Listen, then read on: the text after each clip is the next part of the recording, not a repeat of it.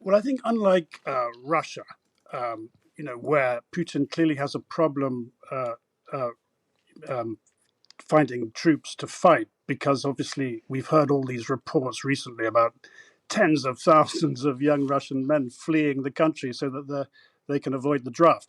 In fact, according to one report, there were more young Russian men have fled Russia recently than the number of soldiers he has fighting in Ukraine, which is thought to be about 190,000. So that's clearly a problem for Russia. But the Ukrainians, by contrast, are defending their country. So I think lots of young men and even older men, beneath the age of 60, which is what was determined to be the age after which they didn't have to sign up, are quite happy to, because obviously this is an existential struggle for them.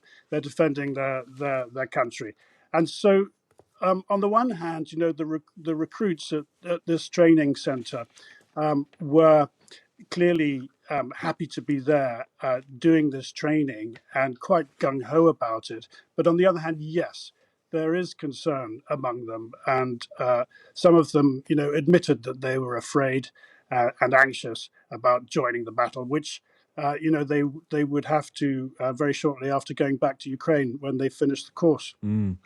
What does the training consist of? We described it there as a kind of crash course, and it is certainly condensed and accelerated. So what happens in this training? Yeah, it's the basic sort of infantry training course for basic soldiering skills that normally is for people between the ages of 16 and 23. I think young men going into the army. It lasts for 7 months normally. This has been crammed into a few weeks. It was going to be 3 weeks. I think they've recently decided to extend it to 5 weeks to make it more meaningful. But the first thing, obviously, these young recruits learn is to shoot. And they learn to shoot Kalashnikovs, which the British Army has a collection of, and then they learn to dig trenches, which is one of the basic skills.